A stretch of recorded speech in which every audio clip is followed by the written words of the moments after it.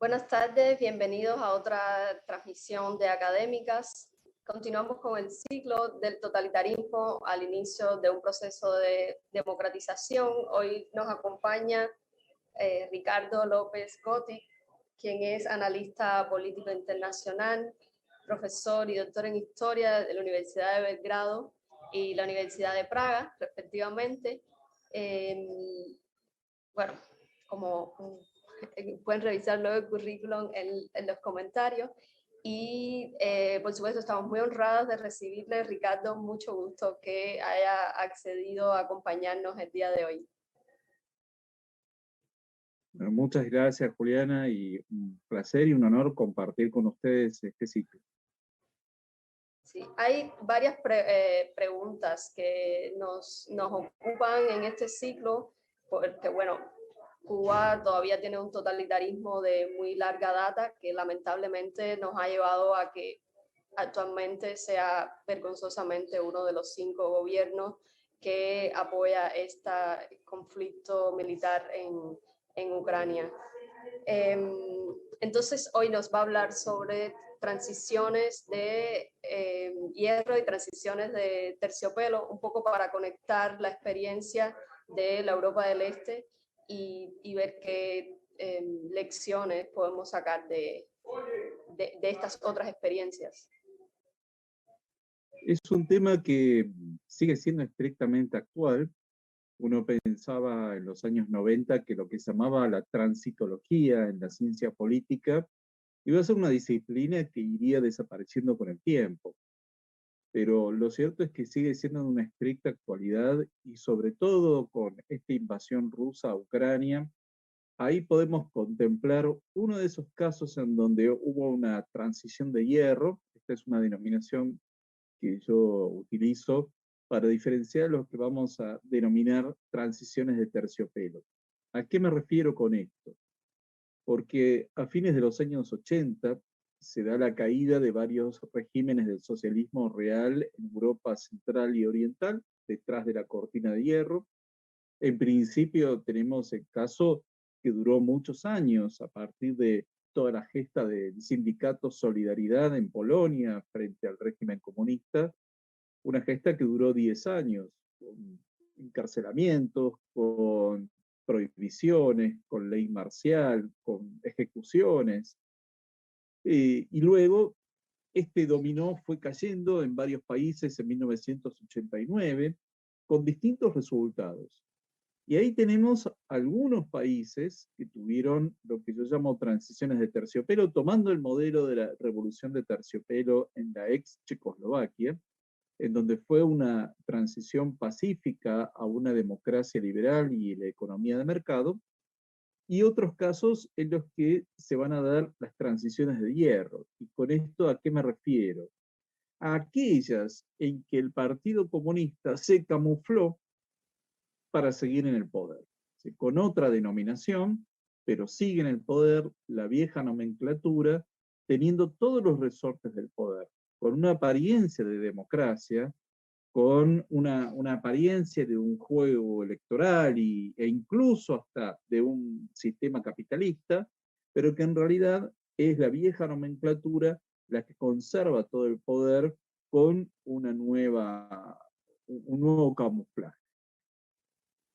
En este sentido, primero vamos a hablar de aquellos que tuvieron transiciones legítimas a la democracia liberal, como fueron los casos de Polonia, de la ex Checoslovaquia, es decir, hoy República Checa y Eslovaquia, el caso de Hungría. El caso de Alemania Oriental es muy diferente, porque en realidad las regiones de Alemania Oriental se incorporan en 1990 a la República Federal Alemana, con lo cual ese fue un sistema por completo diferente al del resto de Europa. pero también hubo otros casos como el de Rumania, incluso Bulgaria, eh, y obviamente gran parte de la ex Unión Soviética, en donde se dan esas transiciones de hierro, en las que la vieja nomenclatura lo que hace es, bueno, deja de llamarse Partido Comunista, puede ser el caso de que exista formalmente todavía un partido comunista, el caso de Rusia es bastante paradigmático al respecto, en donde hay un partido comunista hoy en día, pero es absolutamente funcional al régimen de Vladimir Putin, a tal punto, y esto quizás es un dato interesante para señalar, que el proyecto de reconocimiento de las llamadas repúblicas populares de Lugansk y Donetsk en el este de Ucrania fue una iniciativa del Partido Comunista de Rusia, no del Partido de Rusia Unida, que es el partido de Vladimir Putin. Esto para que aquellos que aún no entienden cómo funciona este sistema crean que funciona una democracia, un parlamentarismo en Rusia o en otros países, pero que en realidad los partidos que figuran en esos parlamentos son absolutamente funcionales al régimen imperante. Lo cierto es que, ¿por qué es importante señalar esta diferencia? Primero porque lo que vamos a ver es que en aquellos que se dio la transición a la democracia liberal, en un sistema pluralista, abierto, competitivo, en el cual se dio una transición a la economía de mercado, es decir, se fue creando las bases para la iniciativa privada. Lo que va a ocurrir en esos países es que se va a dar todo un proceso de desplazamiento de los antiguos funcionarios, ya sea en el Poder Judicial, las Fuerzas Armadas, las Fuerzas de Seguridad, las universidades, la administración pública. Se va a dar todo un desplazamiento de los principales funcionarios para dar espacio justamente a todo un nuevo cuerpo de funcionarios eh, que adhieran al nuevo sistema. Esto es fundamental, porque si no los resortes continúan en manos del viejo Partido Comunista. Bueno, ustedes que viven en un sistema de lo que el politólogo Jacques Rupnik llamaba sistema de partido-Estado, es decir, es un partido que domina al Estado y utiliza el Estado como un instrumento de dominación. Bueno, en realidad lo que es importante es el partido, no el Estado. ¿En qué sentido? El partido es una red de conexiones que sigue en el poder, que se mantiene con su propia lógica y que entonces no se crea un cuerpo profesional de funcionarios y no gobiernan las leyes, sino gobiernan los dictámenes del partido. Entonces, esta distinción es fundamental porque en las democracias liberales o en estas transiciones, en donde ganaron elecciones movimientos políticos amplios, es decir, con una gran heterogeneidad ideológica, de orígenes, una gran heterogeneidad social, ganaron elecciones y a partir de ahí pudieron articular nuevos sistemas políticos. Porque en estas transiciones lo que hay que resolver es una enorme cantidad de cuestiones. No es como las transiciones a la democracia que hubo en otros países de América Latina, que podían ser transiciones de tipo política, pero las transiciones que, como la que van a tener que hacer en Cuba, tienen que resolver una enorme cantidad de cuestiones en muy poco tiempo. Se tiene que reformar no solo la Constitución, sino todo el sistema social, definir cuestiones básicas como la ciudadanía, la propiedad privada, restablecer un sistema de propiedad privada, lo cual es bastante complejo. Es decir, es una enorme cantidad de discusiones que se tiene que dar en muy poco tiempo para empezar a tener resultados lo más próximo posible, porque si no, esa situación primera que se da de un gran apoyo de la ciudadanía se va a ir perdiendo si esto se va dilatando con el tiempo. Entonces, de hecho, los países que hicieron estas transiciones de terciopelo, bueno, hubo una serie de cambios constitucionales, no solo desde el punto de vista legal, es decir, hay que crear todo un nuevo cuerpo legal, también tener todo un poder judicial que acompañe eso, modificar los medios de comunicación, porque empieza a haber un sistema pluralista y diverso de medios de comunicación, Es decir, hay una enorme cantidad de cuestiones que tienen que ser resueltas en muy poco tiempo. Por eso es bueno, en el caso de Cuba, que haya otros ejemplos exitosos de estas transiciones, de los cuales uno pueda aprender qué es lo positivo, lo negativo y distintas cuestiones a tener en cuenta e ir pensándolas con suficiente anticipación. Pero el tema de las transiciones de hierro, lamentablemente, han sido bastante habituales.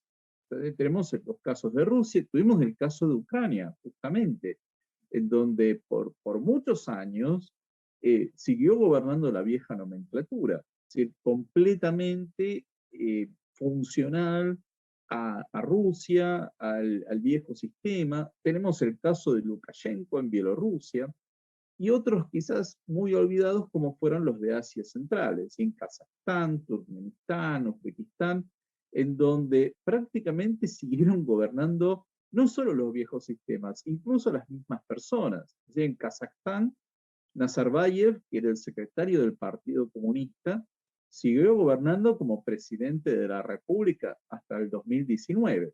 Es decir, siguieron las mismas personas, solo que se camuflaron, tomaron otro nombre. Es decir, dejaron de llamarse Partido Comunista para tomar nombres locales e incluso dar una apariencia hacia el mundo externo de que había empresarios.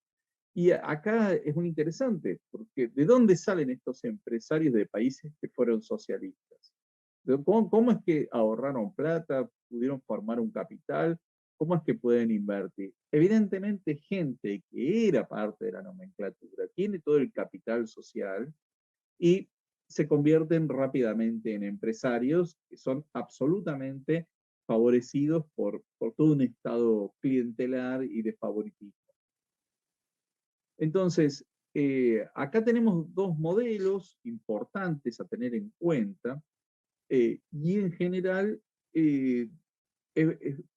uno de los grandes éxitos de la democracia es que ninguno de estos sistemas eh, evita las elecciones, ¿no? Todos tratan de dar la apariencia de que tienen un juego político importante, es decir, si bien ganan elecciones por amplio margen y se dan todos estos sistemas de reelección indefinida, pero aún así intentan dar la imagen de que son democráticos. Ese es un triunfo de la democracia.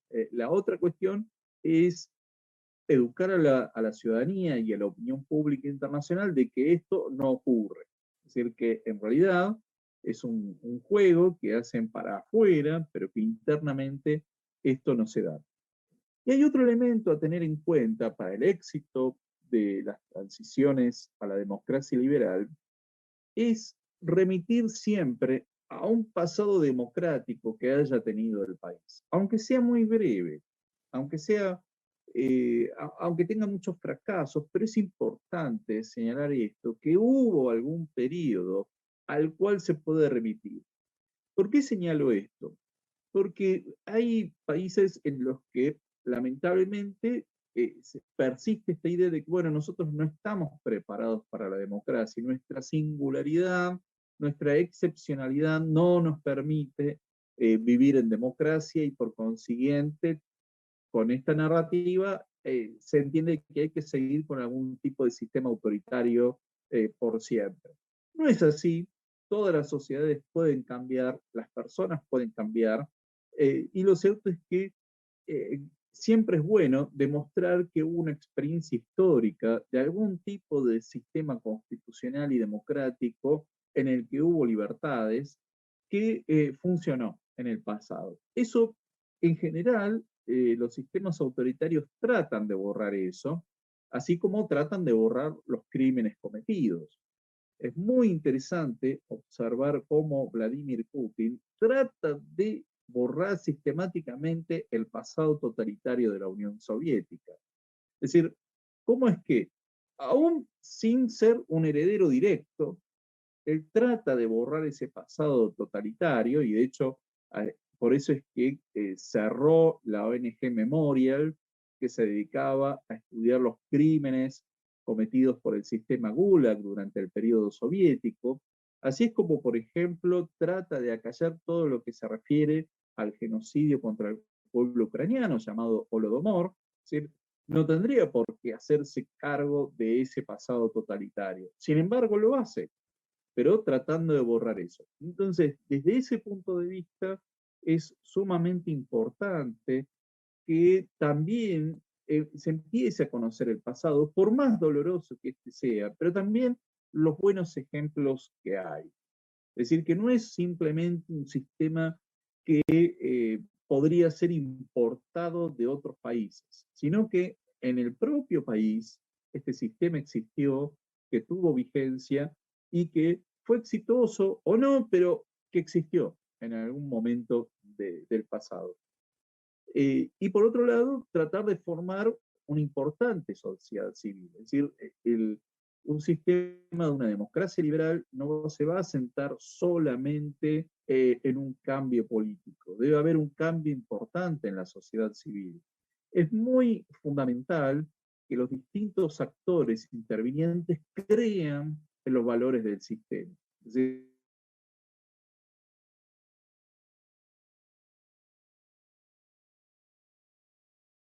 general, los medios de comunicación acompañen esto, pero también que la ciudadanía cree en estos valores y por eso es tan importante que la sociedad civil vaya incorporando esto y lo viva en forma cotidiana.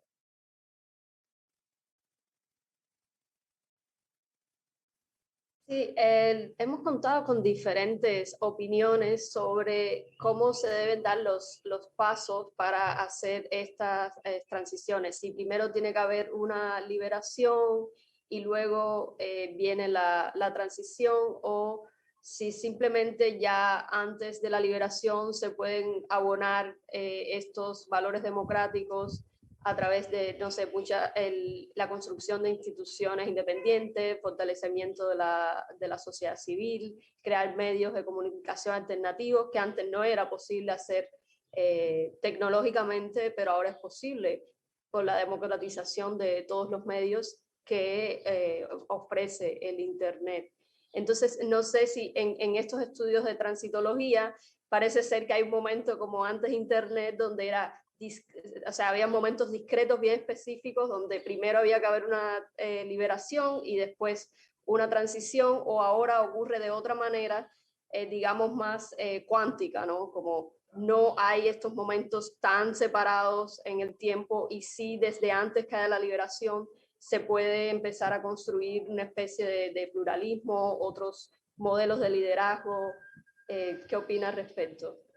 Sí, yo creo que obviamente las nuevas tecnologías ayudan a crear nuevos liderazgos más de carácter horizontal. De hecho, en la antigua Checoslovaquia había un modelo de liderazgo horizontal en lo que se llamaba el movimiento disidente de Carta 77, en donde, por ejemplo, Carta 77 tenía 3 voceros que se renovaban periódicamente cada 6 meses, pero eran voceros, no eran los líderes de Carta 77. Por más que hubiera figuras, personalidades descollantes, pero lo importante eran los voceros que se iban reemplazando, no había una reelección indefinida de los mismos. Creo que era una muy buena experiencia, justamente como una escuela de política de la democracia a un nivel micro.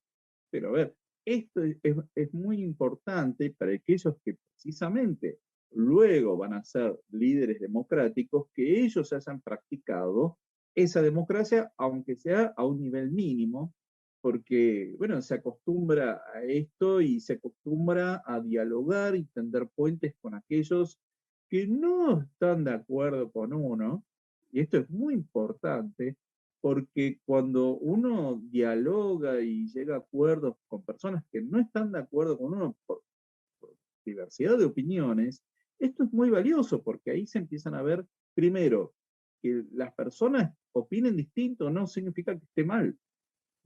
Y claro, lamentablemente los regímenes totalitarios no alientan la discusión libre, ni la reflexión, ni el debate, entonces es una sociedad absolutamente monolítica. Entonces, esos ámbitos de discusión es muy importante ponerlos en práctica, primero en situaciones muy, muy pequeñas, para que esto después se conviertan en pequeñas escuelas de la democracia que permitan trascender y tener esa práctica, incluso hasta el debate, del discurso, de articular las propias ideas y de entender que se puede llegar a consenso sobre cuestiones fundamentales, que es precisamente lo más importante. Justamente, yo creo que el éxito del sindicato Solidaridad, como de Carta 77, que fue el núcleo de lo que después fue el Foro Cívico en 1989 en Checoslovaquia, es que tenía una gran heterogeneidad, pero eran personas que ya venían discutiendo mucho antes sobre qué era lo que había que hacer. Con lo cual, cuando acceden a posiciones de gobierno, tenían en claro algunas cuestiones fundamentales y las pudieron poner en práctica. Luego, esos movimientos se fragmentan porque al ser heterogéneos políticamente e ideológicamente, es lógico que así sea. De hecho, hasta yo diría que es positivo que fuera así, porque, bueno, permiten cubrir todo el espectro ideológico de la democracia y el viejo Partido Comunista, ya sea que siga teniendo ese nombre o cambie a otro, quede completamente marginado en la periferia del sistema político. Pero sí, yo estoy de acuerdo con que tiene que darse esa situación de aprendizaje previamente. Las nuevas tecnologías ayudan mucho en ese sentido. Tengamos en cuenta que en los años 70, 80 se usaba el sistema del Samizdat, que era algo muy precario, muy difícil de difundir las ideas, y que ahora esta amplitud ayuda precisamente a difundir mucho más todo lo que es el pensamiento de la disidencia. Sí, también tuvimos este mismo sistema de los Samizdat en Cuba durante un periodo similar, pero en Cuba estaba controlada el papel, las cintas para imprimir, o sea, era el control material era muy, muy férreo. Que bueno, ahora no ocurre así. Estamos haciendo esta charla que era impensable hace, no sé, 3 años atrás. Los cubanos teníamos prohibido el acceso a Internet. Entonces, también hablaba sobre encontrar esa memoria. Lo que creo que pasa en el caso de Cuba es que hay como 3 dictaduras consecutivas, ¿no? Pasando por diferentes justificaciones ideológicas cada una. Entonces, encontrar ese pasado donde prevaleció el pluralismo o la democracia es bastante remoto, además de que la república, o sea, también como todos estos procesos en Latinoamérica son de menos data que, bueno, las culturas de Europa del Este. Y entonces se me ocurría que está relacionado con la pregunta anterior, que esta creación de la memoria también tiene que ver con la imaginación, o sea, también hay que crear una memoria de lo que ha pasado en este tiempo, no solo post-liberación, o sea, lo que estamos haciendo ahora de hablar con la historia de todos los disidentes, tratar de crear editoriales, testimonios de todo lo que ha pasado y un poco también canalizar esto, porque en uno de sus artículos hablaba de que se debe evitar la revancha, ¿no? Sin embargo, la venganza es un sentimiento muy humano y esto también es una manera de que empezar el proceso de sanación, contando las historias y que la memoria también pueda ser creada y recreada desde ahora, no necesariamente buscarla en el pasado. ¿Qué creen en el caso de Cuba? También es importante usar la imaginación.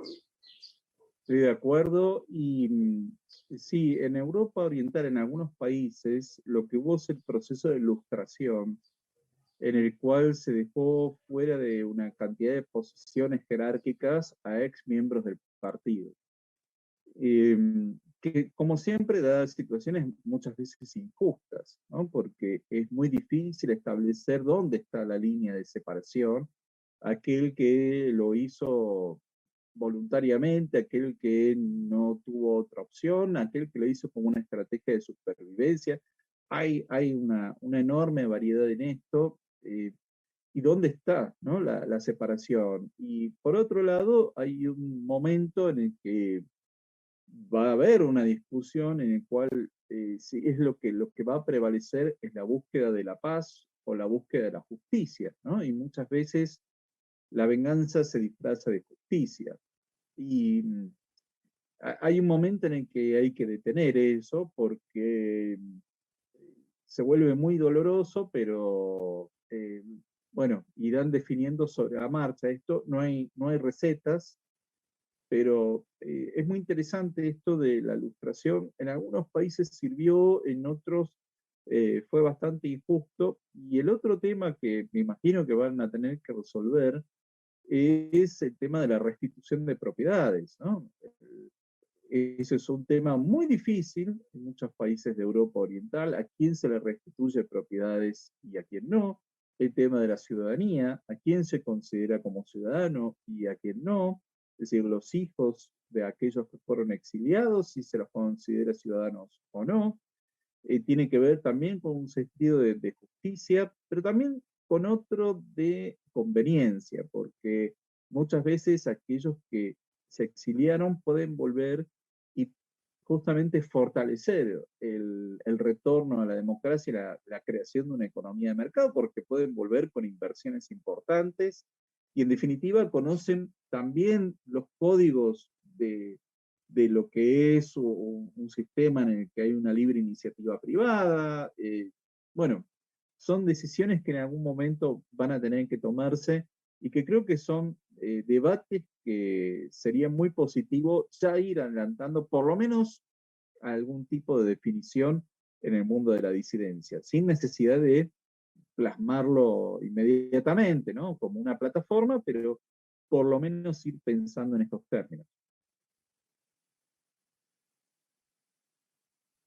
Sí, otro de los desafíos que tenemos como crecidos, o sea, sin memorias históricas de qué es vivir en un sistema diferente que no sea el totalitario, es que cuando pensamos en el diálogo, muchas veces pensamos que el diálogo es con el poder, ¿no? Inmediatamente. Y siempre estamos reproduciendo como estas estructuras verticales. Sin embargo, el diálogo debería darse sobre todo horizontalmente, o sea, entre las personas próximas, digamos, no sé, como estructuras más tradicionales como la familia, los amigos, las diferentes generaciones, a través probablemente de gremio y a partir de ahí extenderlo, o sea, como una estructura más de infracomunidades o sea, no necesariamente con quienes están en el poder ahora mismo, porque obviamente no les conviene ni quieren el diálogo. En este sentido, ¿ve algún potencial a corto o mediano plazo para que se produzca una transición hacia la democracia en Cuba? Bien, yo creo que la invasión rusa a Ucrania va a acelerar una serie de procesos políticos y económicos. Es muy interesante esto porque, contrariamente a lo que buscaba Vladimir Putin, no solo no está conquistando rápidamente Ucrania, porque ha surgido una fuerte resistencia a esta invasión, lo cual es muy meritorio y realmente hay gestos muy heroicos de la población ucraniana frente al ejército ruso, pero también ha nucleado a todas las democracias en torno a Ucrania. Y es muy notorio cómo hay países que hasta este momento se habían mantenido completamente neutrales, atentos pero neutrales, como son los casos de Finlandia y Suecia, o países que siempre se han beneficiado por una posición de absoluta neutralidad, como Suiza, como Mónaco, que son lugares de atracción fiscal. Bueno, es muy interesante cómo es que se abroquelaron en torno a Ucrania y que de hecho una de las consecuencias no buscadas de Vladimir Putin es que fortaleció la Unión Europea, fortaleció la Alianza Atlántica de la OTAN. Hay países que están aplicando a ingresar a estos entes supranacionales, justamente porque se dan cuenta de la importancia de esta coalición. Y creo que esto también deja fuera de juego a muchos partidos extremos o movimientos extremos que han sido financiados por Rusia en los últimos 20 años. Es decir, movimientos de ultraderecha en Europa o partidos de ultraizquierda, porque eso es lo que ha hecho Putin en estos últimos 20 años, fomentar desde a Marine Le Pen en Francia, como al partido Podemos en España, es decir, a los distintos partidos antisistema, precisamente para socavar desde dentro las democracias liberales. Y creo que esto ha puesto en evidencia que esos partidos y esos movimientos, e incluso los movimientos separatistas que hay en varias partes de Europa, los movimientos secesionistas, han sido financiados por Rusia. Esto es algo que veníamos sosteniendo durante mucho tiempo, pero ahora ha quedado muy expuesto. Y creo que esa suerte de coalición internacional que Rusia trató de articular en apoyo suyo, ¿no? Con apoyo de Nicaragua, de Cuba, de Venezuela, bueno, obviamente de países vasallos como Bielorrusia, como Siria, ¿no? Creo que está ayudando a acelerar un proceso histórico en el cual vemos, por un lado, que están las democracias liberales, con todas sus deficiencias, con todos sus defectos, pero también con todas sus virtudes, y por otro lado las autocracias. Y entonces creo que esto va a ayudar a definir bastante, y por otro lado, Rusia, al tener estas sanciones económicas internacionales, va a tener una fuerte caída económica en lo inmediato, y vamos a ver en el mediano y largo plazo qué resultados van a tener. Pero cierto es que Rusia es un país que es bastante frágil económicamente. Tiene un PBI similar al de Corea del Sur, que uno ve los dos países, Corea del Sur y Rusia, y no tienen nada que ver uno con el otro. Pero bueno, Rusia es un gigante militar, pero desde el punto de vista económico es muy débil. Entonces, yo creo que estas sanciones van a afectar mucho. Rusia se ha sobreexpandido en los últimos 20 años en una serie de aventuras militares en Siria, en el norte de África, en Asia Central, bueno, y obviamente esto que está haciendo en Ucrania, pero no tiene la musculatura económica para sostenerlo. Por consiguiente, tampoco va a poder sostener a los aliados que tiene en América Latina. Cuba, Venezuela, Nicaragua no los va a poder sostener, con lo cual esto también yo creo que va a acelerar este proceso político de una serie de transiciones que espero que se den en forma pronta y también en forma lo más pacífica y ordenada posible. Sí, muchas gracias. Ahora quería hacerle una pregunta un poco polémica que le he preguntado a todos los invitados, creo que adelantó un poco antes, pero quería hacerla explícita y directa. Adelante. Eso, sobre la ilegalización de, si se debe ilegalizar el Partido Comunista. O sea, hasta ahora nadie cree que se deba ilegalizar, pero me sigue la duda, ¿no? Porque o sea, hay crímenes terribles también del Partido Comunista. Sí, yo creo que como partido hay que dejarlo que juegue en el escenario. Lo que sí hay que declarar fuera del juego democrático a aquellos que han sido directamente responsables de crímenes. Es decir, la responsabilidad debe ser individual. Es decir, Díaz-Canel no puede presentarse a elecciones.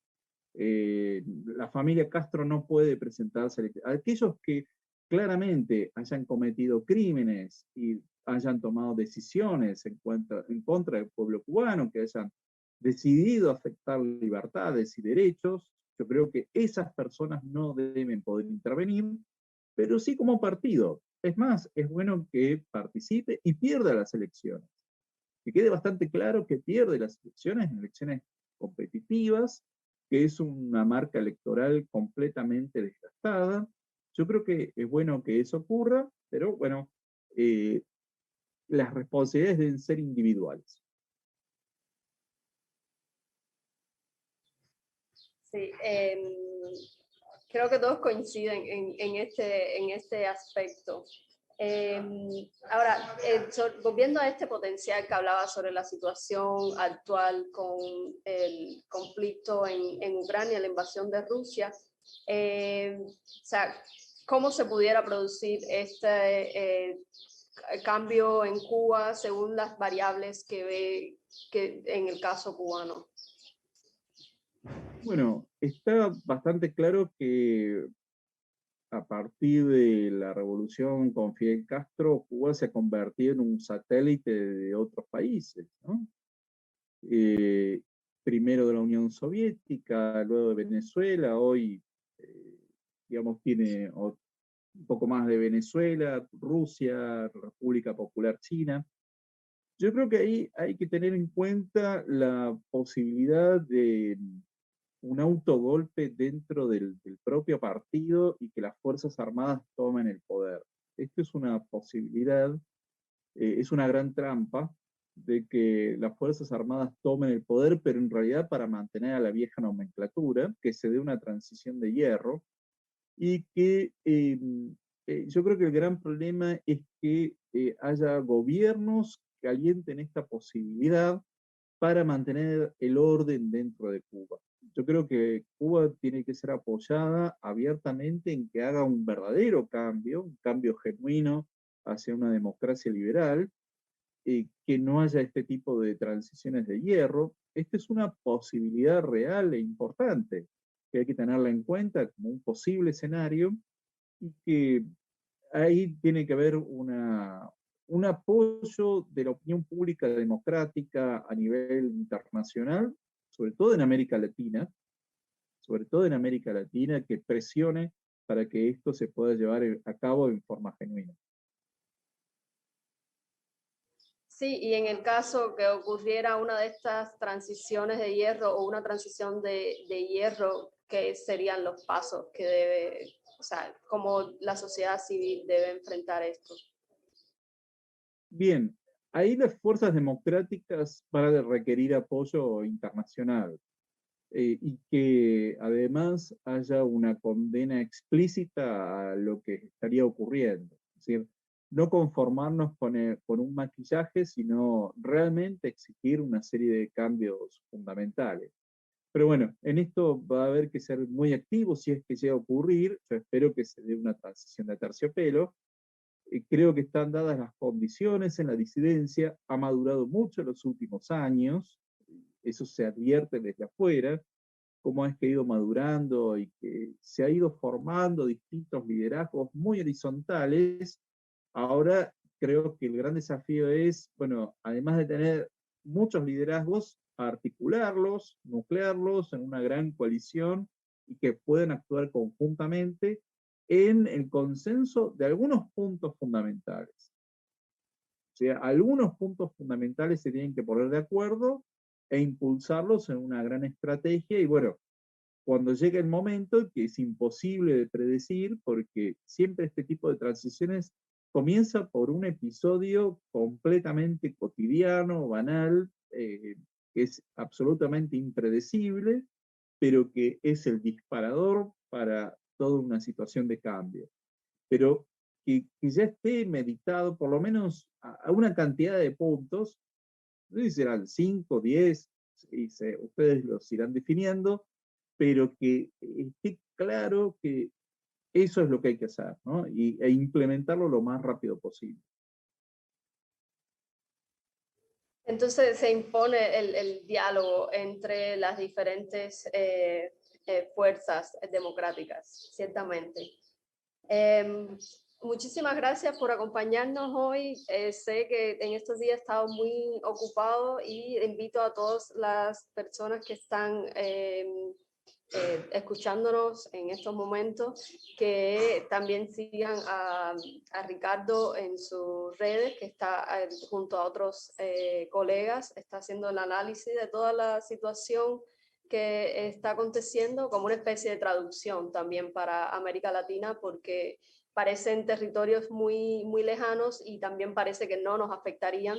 Sin embargo, puede ser todo lo contrario. No sé si para despedirnos quiere decir algo sobre esto. Y... Bien, yo creo que estamos viviendo realmente un momento histórico. El 24 de febrero comenzó una gran tragedia y espero que haya esperanza en todo esto. Eh, Todo mi respeto y admiración por el pueblo ucraniano que está librando una batalla por la libertad que trasciende sus fronteras. Muchísimas gracias nuevamente por acompañarnos y a todos también le invitamos a que dejen algunas preguntas para Ricardo, si más adelante se las hacemos llegar y con gusto les contestamos, y nos estamos viendo en otro programa de Académicas. Hasta pronto.